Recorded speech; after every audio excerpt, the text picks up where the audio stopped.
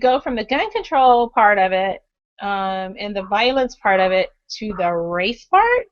Mm-hmm. And we didn't get a chance to talk when we did trending last week. We didn't get a chance to talk about the mother of butter. Paula Deen. Dear Paula Deen, which made some comments that were very offensive, and just really operated like she didn't understand that something was wrong with it. Mm-hmm. And so I think about how we teach our children. You know, I overheard Nia offending KJ the other day, and how you demanded, like, you go and apologize and take responsibility for that. Mm-hmm. And I just think it's interesting that someone in such a visible place doesn't realize the impact of her actions and her words were just, offensive. And I think, I don't know, I think that behind closed doors, people say all kind of crazy stuff. Yeah. But when you are at that responsibility part of, you're an employer, Mm-hmm. You're a public figure, you just can't do that. So what was your feeling on that? I've had some mixed feelings on it, because on one hand, to some of the things that she's admitted to saying and doing, and then kind of apologizing for it.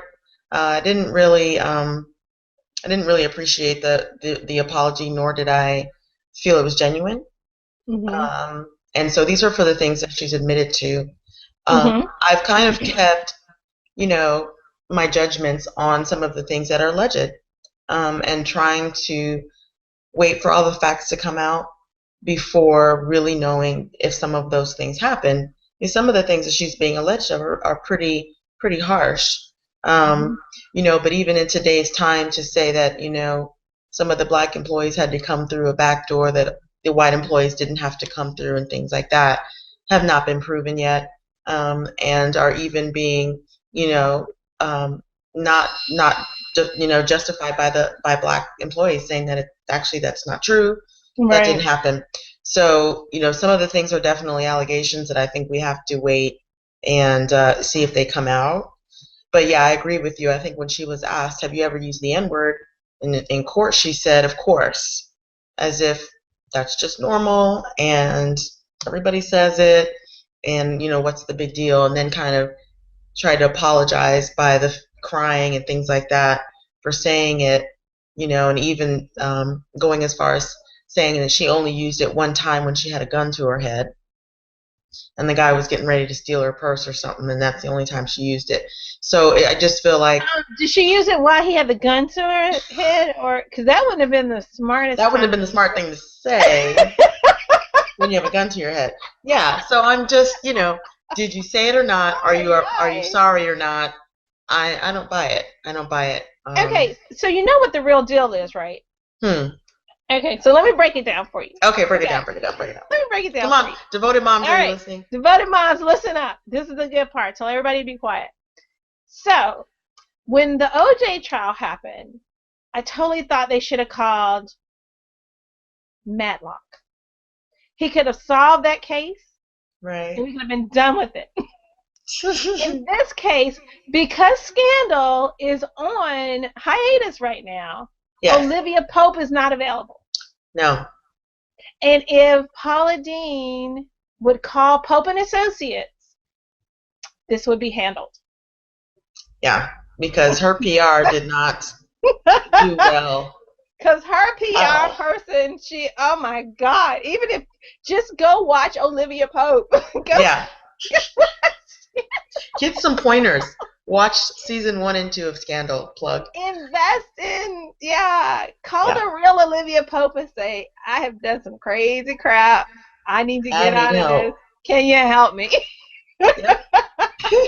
So that's honestly what I think.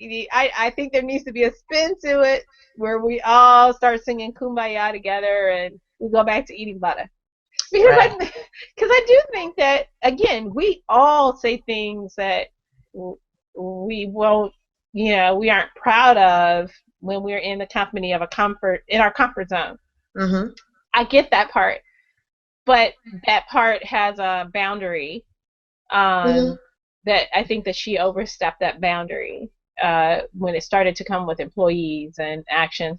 And I also do know, the embellishment that happens through media, right, can just, can really skew what actually happened and how it really went down.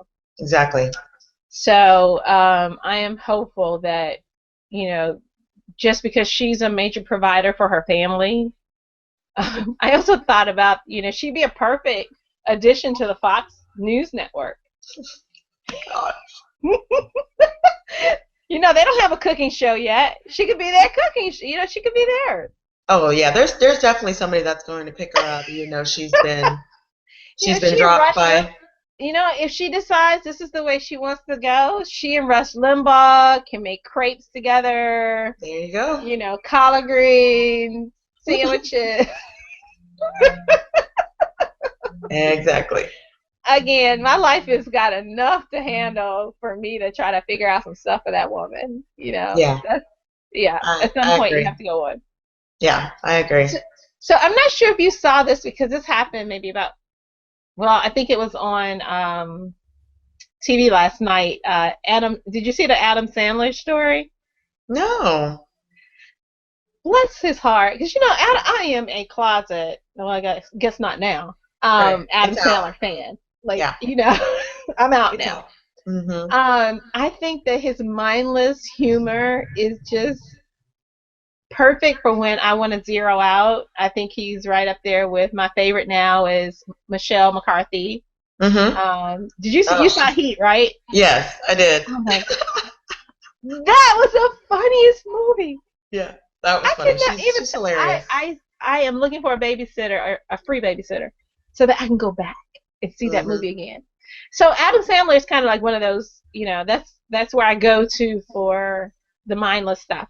So Adam Sandler is in South Africa. Mm-hmm. He's at one of those wildlife parks, and they decide that, oh, you're Adam Sandler, so come and pet our cheetah. You can feed the cheetah, the cheetah will drink water from your hand. Huh? Yeah. Next thing he knows, the cheetah's on his back.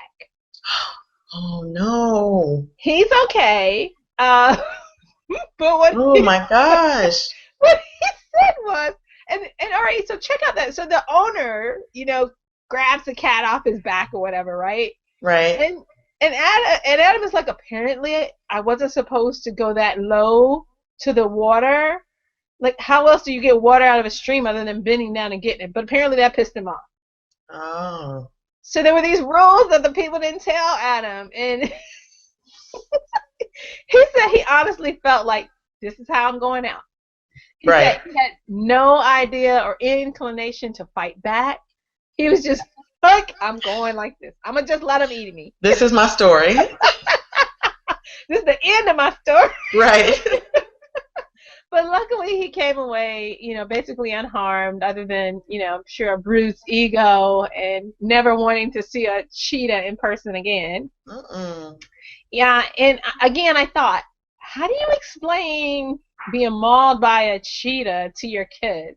Like, Dad, don't you know, didn't you think that something might go wrong there? Yes, wild animal, huge. Wild animal, yeah. Which I saw that story after a trend that there is a company in Moscow that offers family portraits with wild animals. So there's a picture of a little boy and his dad, never did see the mom, sitting on a tiger. Okay. Yeah, right, let's just think about that. Devoted moms, what do you think about that? Devoted moms, really? Like, be careful where you let your husband or your children's father take them to take photographs. Right. Talk it through. Right, okay, right. What photographer are you going to? What's the background going to be? I think I want to go. Mm-hmm. Because I didn't see in any of the article a woman's name. Of course not. Not that I'm gender biased at all, but gee whiz. So between Adam Sandler and the cheetah, and then the tiger, Right. the tiger portrait op. It's very interesting. That's very interesting. Well, and actually, you mentioned South Africa, so just a quick update on Nelson Mandela. He's alive and actually responding to treatment in the hospital. He is on dialysis, but his condition is becoming more stable.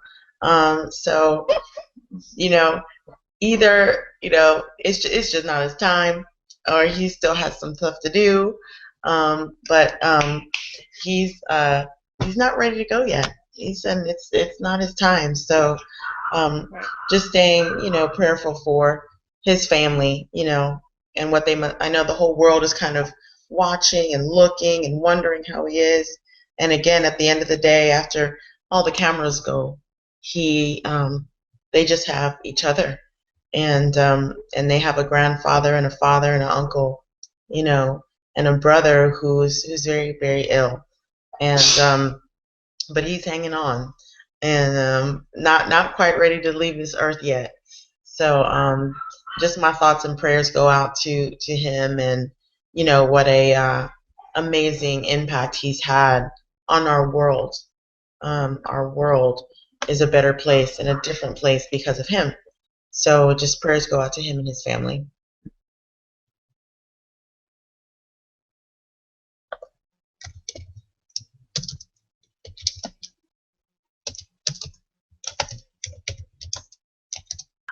I know. Oh.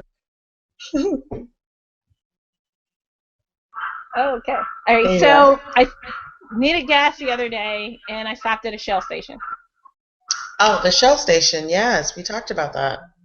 Yeah, that was big. That was huge for you. Yeah. Now I only got $5 worth because I needed to go to the real.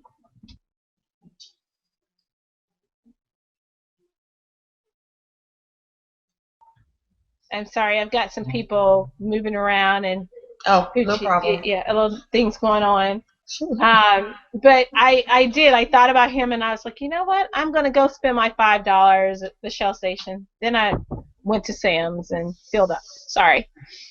I know you're not a Walmart fan.